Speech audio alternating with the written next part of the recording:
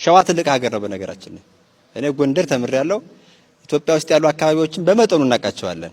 ሸዋ ግን ትልቅ ሀገር ነው።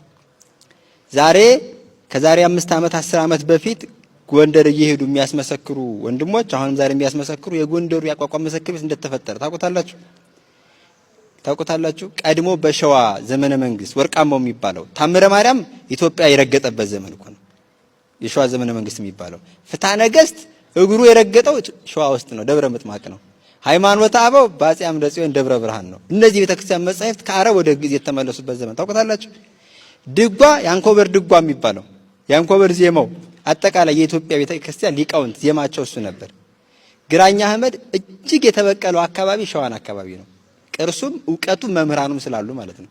ያን ጊዜ ካንኮበር መምህር ኤስድሮስ የሚባሉት መምህር ያቋቋም መምህር ናቸው።